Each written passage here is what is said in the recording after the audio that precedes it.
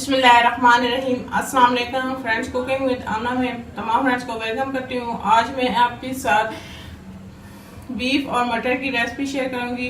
Beef और मटर का हम सालना बनाएंगे और आज की रेसिपी हम थोड़ा डिफरेंट तरीके से बनाएंगे। आपको यकीनन अच्छी लगेगी। आप मेरी वीडियो को एंड तक देखिएगा। आपसे रिक्वेस्ट करना चाहूंगी कि अगर अभी तक आपने मेरे चैनल को सब्सक्राइब नहीं किया तो सब्सक्राइब कर लें और साथ लगे बेल आइकन को दबा दें ताकि मेरी आने वाले हर नई वीडियो के अपडेट्स आपको मिलते रहें। मेरी रेसिपीज अगर आपको अच्छी लग रही हैं तो इसको जरूर लाइक कीजिएगा और अपने दोस्तों के साथ शेयर कीजिएगा।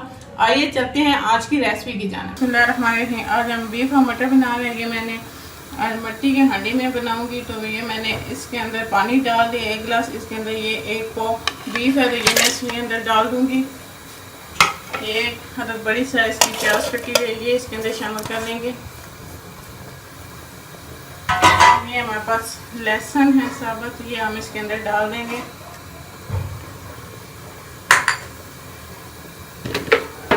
एक चम्मच नमक की है ये इसके अंदर डालेंगे और ये आधी चम्मच हल्दी के इसके अंदर डाल देंगे और इसको ढक के 20 से 25 मिनट के लिए रख देंगे। जब हमारा ये गोश्त गल जाएगा तो हम इसका मसाला तैयार करेंगे। गोश्त गल गया है, इसके अंदर हम मसाले ऐड करेंगे। ये मैंने 2 बड़ी साइज की टमाटर काट के रखी हुई थी, ये हम इसमें डालेंगे।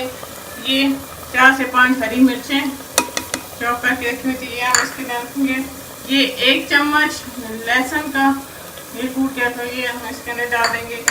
हल्दी और नमक हमने पहले शामिल किया था जब हमने गोश्त खिलाया। ये लाल मिर्च पाउडर 1 चम्मच, सूखा धनिया 1 चम्मच और ये हमारे पास कौमा मसाला है वो हम इसके अंदर शामिल करेंगे।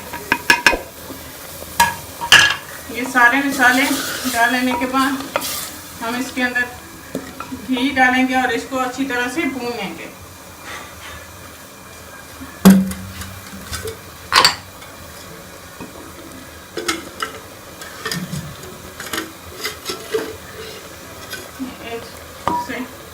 डेढ़ चम्मच घी की डाल के हम इसको अच्छी तरह से भून लेंगे। जब ये हमारा मसाला भून जाएगा तो हम इसके अंदर मटर शामिल करके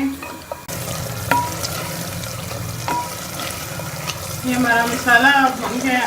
ये मैं 1 पाव मटर लिए थे ये हम इसके अंदर डाल देंगे और मटरों को भी अच्छी तरह हम भून लेंगे। तो मटर हमारे अच्छी तरह भून जाएंगे और हमारा घी ऊपर आ जाएगा तो हम इसको मैं 1 गिलास पानी डाल के इसको गलने के लिए रख देंगे।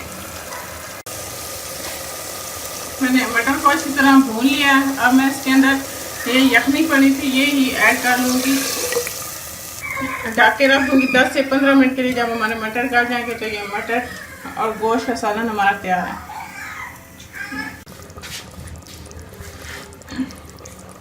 ये हमारे मटर गल गया और हमारा मटर और गोश्त का सालन तैयार हो गया है। बहुत ही मज़े का बना है। अगर आपको मेरी ये रेसिपी अच्छी लगी तो ज़रूर मुझे कमेंट्स करके कमेंट्स बॉक्स में बताइएगा कि आपको मेरी ये रेसिपी कैसी लगी। अगर आप मेरे चैनल पर न्यू है तो मेरे चैनल को सब्सक्राइब करना ना भूलिएगा और मेरी वीडियो को लाइक ज़रूर कीजिएगा और अपने दोस्तों के साथ शेयर कीजिएगा। फिर किसी नई रेसिपी के साथ आपसे मुलाकात होगी। तब तक के लिए अल्लाह हाफिज़।